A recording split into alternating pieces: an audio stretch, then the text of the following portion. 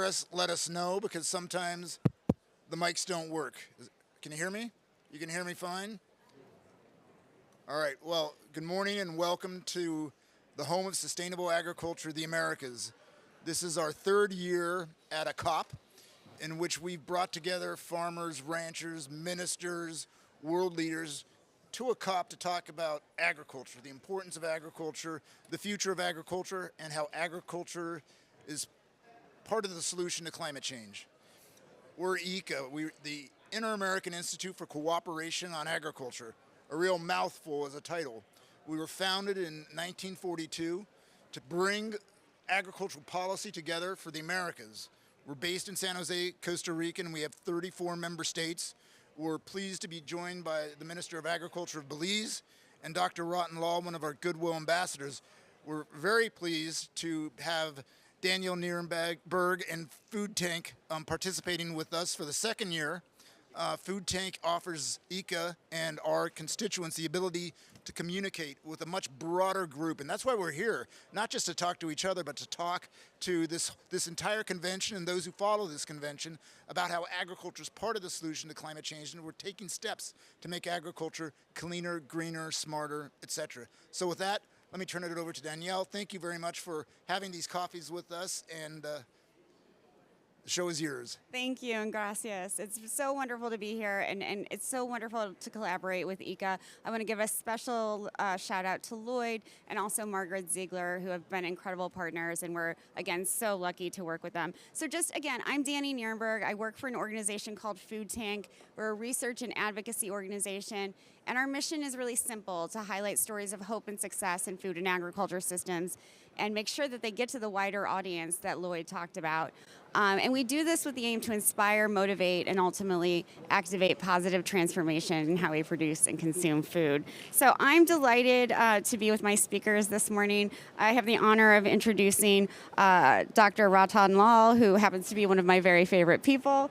I'll just summarize that he is a distinguished university professor of soil science and the founding director of the Carbon Management and Sequestration Center at Ohio State University. I could go on and on about his accolades, but I want to get to the discussion, and we can talk more about all the wonderful things he's done throughout his career later.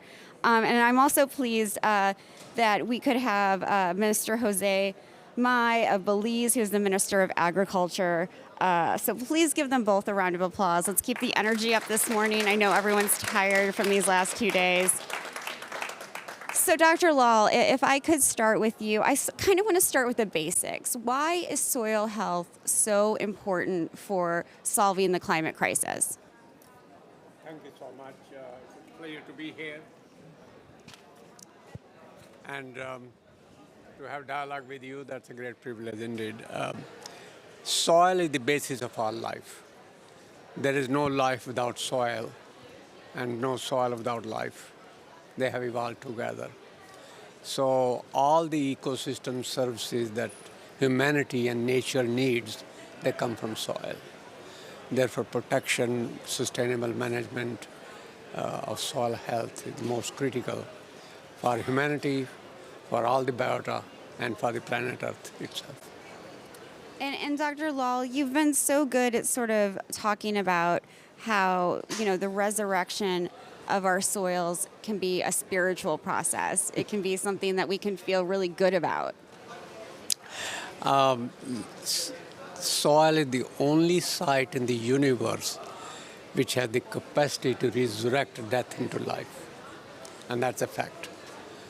Nothing else has. Right. And therefore it has that spiritual concept. I recently wrote an article called Soil Stewardship and Spirituality, 3S. And I tried to link them with religious beliefs. And there is one table that I prepared, how different religions of the world, Buddhism, Hinduism, Islam, Judaism, Christianity, Sikhism, how they look at soil in their scriptures. And surprisingly, in spite of you hear the differences among them, this religion is better than that, mine is better than yours, their view of soil and nature is exactly the same in each one of them. So here is a common thread. really, yeah, it Very goes important. across Yeah. religions Across all religions. and across culture. Minister Mai, if I could shift gears a little bit and talk to you, I wonder what brings you all the way from Belize to COP29. Why are you here, and what do you want to talk about with the other ministers and the negotiators? Well, yesterday I mentioned to the previous at the previous forum that I'm 10,000 miles away from home. It took me 3 days to arrive to this location. As a minister for agriculture, and I'll be here until the 19th, so that's a lot of time out for me.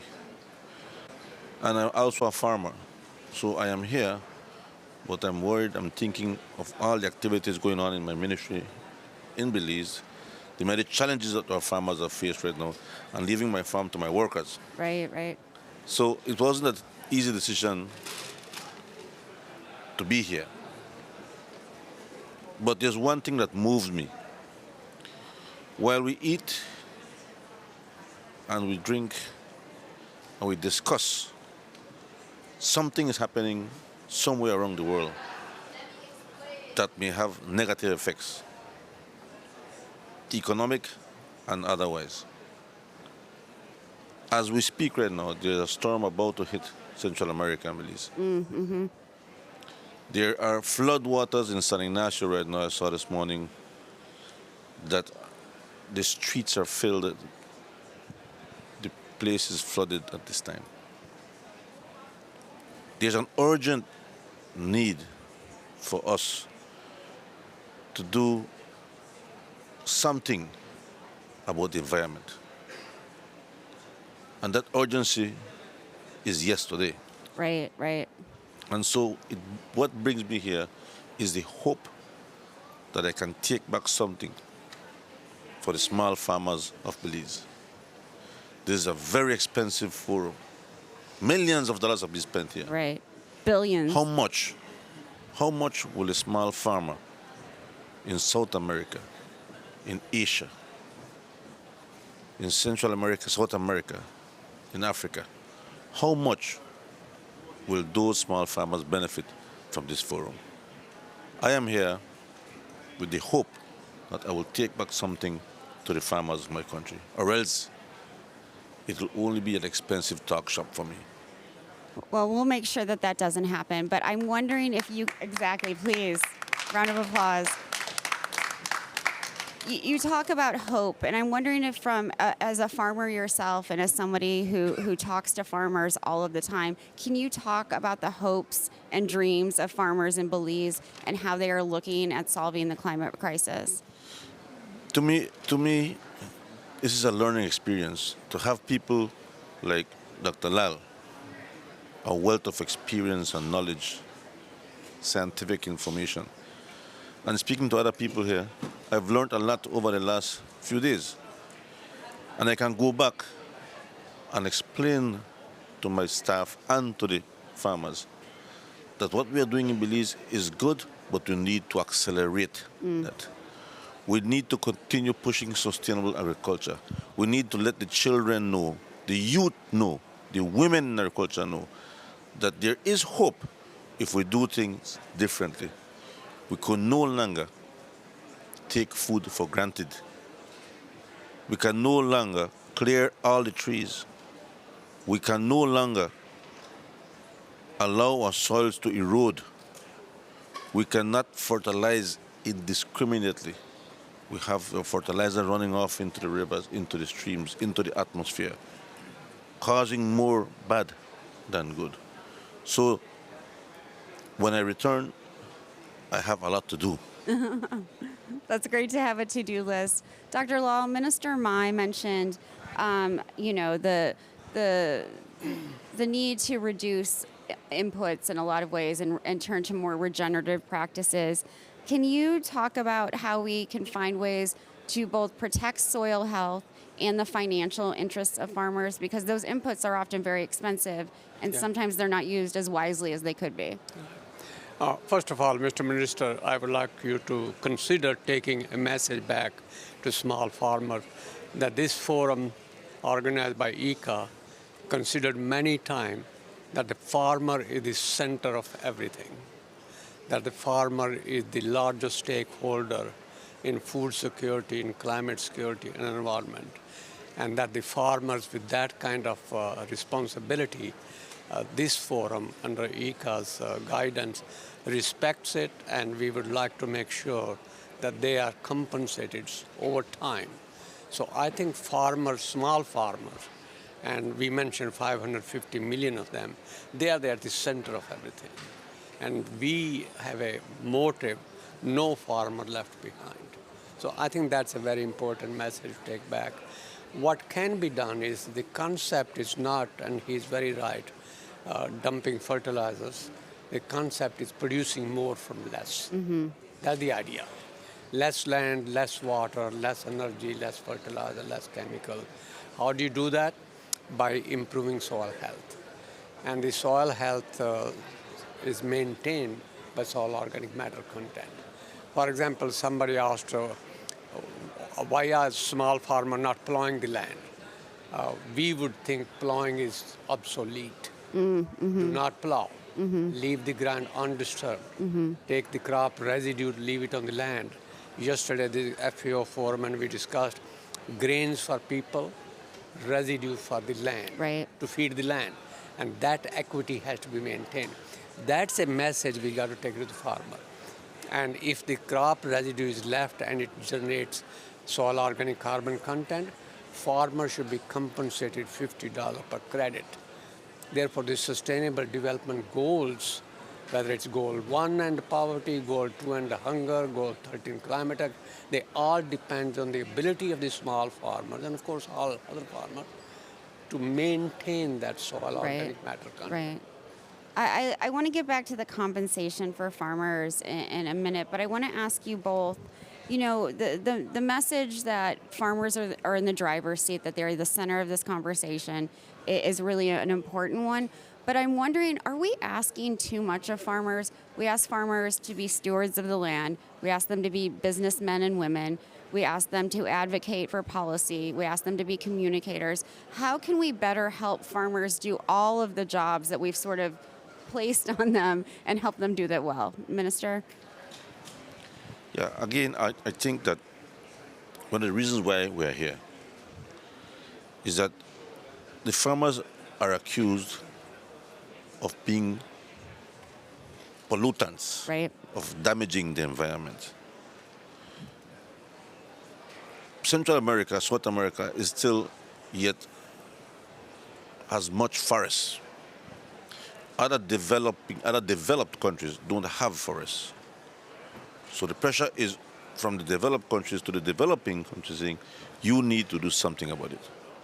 But how do I do something about it? I am told that I should leave my forest intact.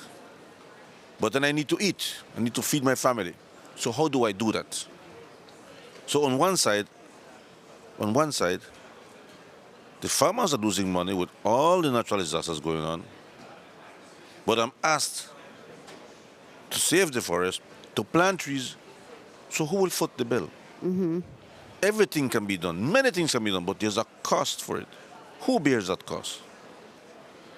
I like what Dr. Lal said about soil health. And a classical example this morning I was sharing with my colleagues from IICA. Sugarcane farming, I believe, the way it's done, is one of the most damaging crops to soil. Every acre of sugarcane is burned twice in a cycle. They burn to harvest and they burn after harvest. We are burning what nature took millions of years to do in terms of organic matter. So as you burn every year, there is very little organic matter. Organic matter is the sponge that absorbs and holds the water. It holds the nutrients. So when you burn, there is no organic matter. So farmers keep putting fertilizers. The yields continue to go down. the ground is even drier, and if there's no moisture in the water, there is no uptake of fertilizer. So the farmer is getting less every year as he pumps more into the soil. But the farmer does not know this. We have to make it known to them that what is happening is not because the fertilizer company took us for fools, because when it doesn't work, they say, oh, you see, they bought fertilizer from a company that does not work. It is useless. It will never work, and there's no company that can make a fertilizer work when there's no organic matter, when there's no moisture in the soil. But we got to educate the farmers, and we got to tell them why is it important not to burn cane, but to find alternatives. It's like I tell you, don't throw garbage on the streets, but I don't give you an option. Right. So it's about finding options and solutions to the farmers Sure. and offering them something that they can do at a cost that they can manage. Remember that every cost that the farmer has gets translated down to the consumer. And food security is not food secure if it is unaffordable. So you can have all the nice food on the table, but if you cannot afford it, then it is not food security anymore. Thank you, Minister. When you've both talked about the need for education and awareness, but we're at a time where extension services around the globe have really declined. How do we make sure that there are services in place and that, you know, this as the sort of finance COP, right, is what we're calling it, can make sure that there's investment and financial levers in place that make sure that youth can get the education and awareness that they need to be good farmers and to protect soil health, and also that there's continued education through extension. Dr. Lal, do you want to take that on? Well, I first want to go back, that Minister said very nicely indeed, that we are demanding from farmers too much. We have no right to do that. It's not a question of demanding from farmers. That will never work, if it has ever worked at all. We must ask farmers, we will need from you the following ecosystem services. Do not burn the residue. Leave the crop residue on the ground. Do not let the erosion happen. Conserve water in the soil. And society will pay you for doing those services. So it's a request. It is giving them respect. It is telling them, we take the responsibility that whatever loss you may suffer, we will compensate you. That's the key part. Payment to them for ecosystem services. And I want to repeat that part, ecosystem services. Right. It is not many times let market decide. Market does not exist yet, but we know what the price of ecosystem services. Sure. So under Soil Protection Act, pay them equal to the ecosystem services. That's where the word $50 per credit comes from. Not $2, not $4, not $5. Not enough. Not enough. $50. Right. And also we came up with the question of do not put the monkey wrenches or measurement monitoring verification. Sure. That's too expensive. Sure. It's only the middle person gets the money, not the farmers. At least 80% of all that payment should go back to them. Absolutely. Not to the middle. So those are the and to bring them these ideas of science into practice is where we need the policymakers like yourself to help us translate that science into action. It's really the policymakers who have to do it. And I think it is the cooperation between science, policymakers, and the farmers. And there's one or more part in that which is critical, the private sector. Sure. And if we can bring them together and make sure that the farmers are the center of it, and they know that they are the one who play a key role, it will happen. This transformation will happen.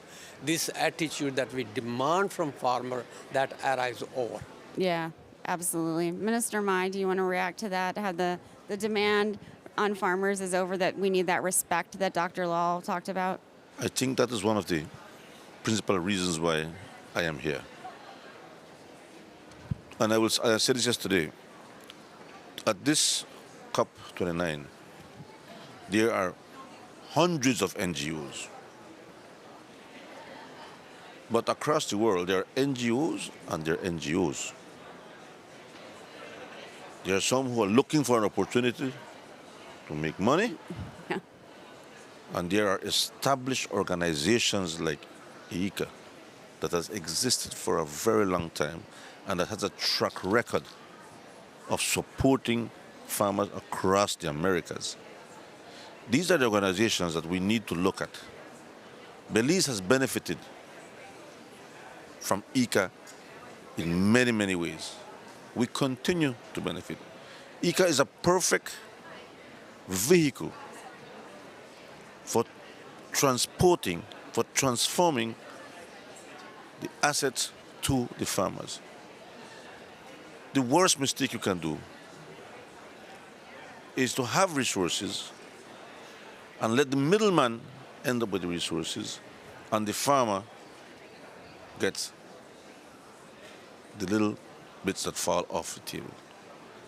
That is not what it should be. It should trickle down to the farmer. And that converts to a safer environment. It converts to more food. It converts to affordable food. It converts to building lives and a suitable place for all of us to live. Thank you, Minister. I want to stay with you for a moment because you came, the 10,000 miles. What is your main message to negotiators? What is the main takeaway that you want them to know about small farmers in the Americas? The small farmers of the Americas want, desire, hope to help improve the environment we live in. But help the farmer to help the situation. Whatever resources the farmer needs it yesterday. Yesterday. Right. Thank you very much. So you both talked about, this idea of yesterday. We needed these resources yesterday. There's a lot of urgency.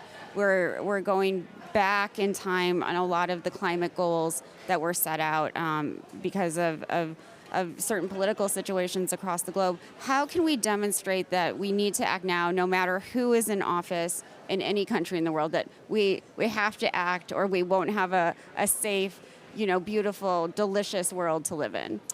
Well, two things issue which are important. Again, policymakers, and I am really impressed with ministers, what I have heard him this week. People like him can make a difference. We have 40% of the land of the earth degraded, seriously degraded, by erosion, by salinity, by water logging, nutrient depletion of organic matter. That cannot wait. We cannot keep degrading and say, open up new forest. That's not at all. The question really is how to rehabilitate the degraded land, how to make them more productive, primarily by maintaining organic matter content.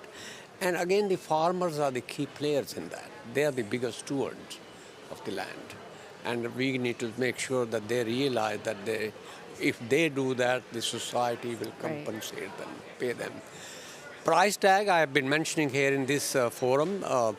2015 Paris Accord, the same meeting, COP29, requested the government to pay $1 billion.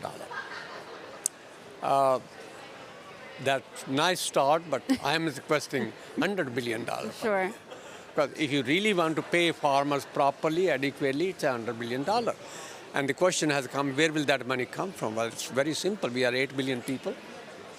If each one of us paid $12 extra per year, that's $100 billion. If we did not buy thousands of fighter jets, I do not know why we need them. That's about $100 billion. So I don't think it's a matter of giving it a priority. This is where I think the policy makers are really the key players in it. And they can translate science into action.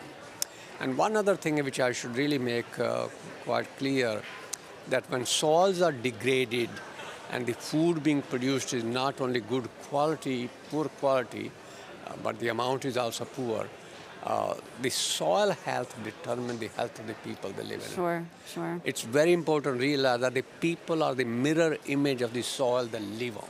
Right.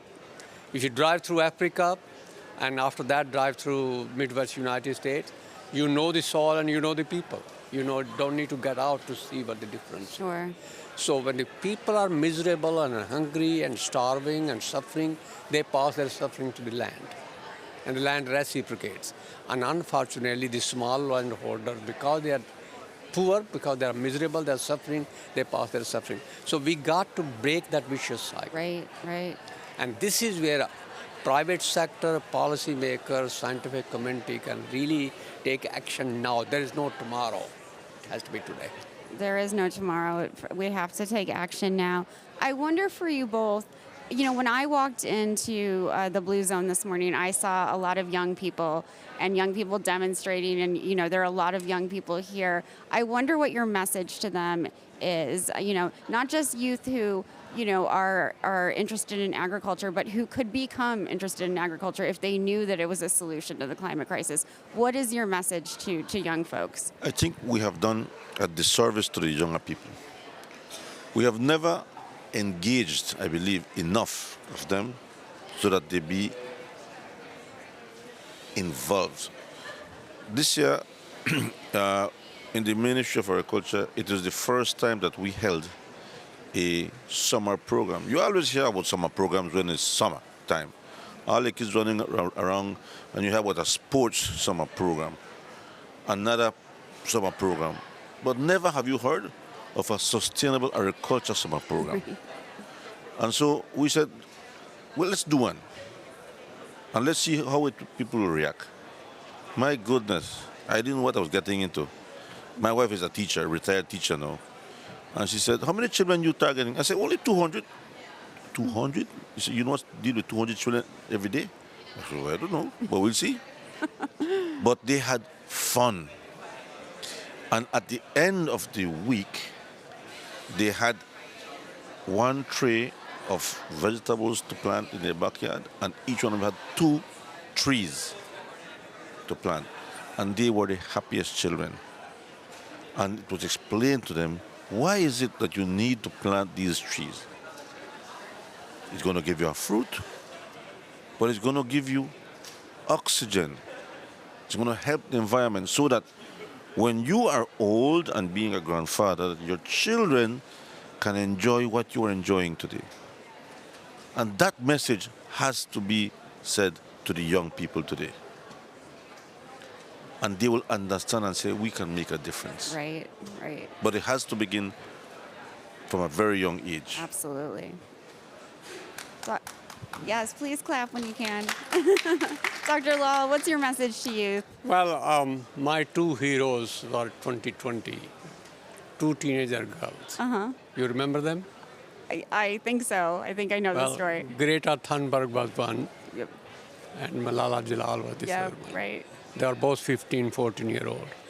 And you may remember Greta took a boat ride to United Nations and gave a speech, how dare you? Remember that speech, how dare you?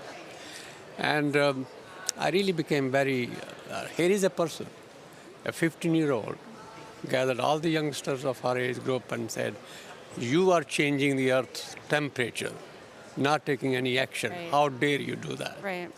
And Gulbenkian Foundation gave the very first climate award to Greta Thunberg, $1 million, €1 million to show that, and Malala got, of course, the Nobel Peace Prize for that. Sure. So the youngster really can do quite a lot, and I have very high respect for them. But one more thing I wanted to mention, I was in Lisbon to receive the 4th prize that Greta got this year. And somebody asked me a question, is there anything common between you and Greta? So for a while I thought about it, and then I said, age group. So what do you mean by age group? I said, well, she's 18, I'm 81. It's the same. I love it. I love it. Same thing.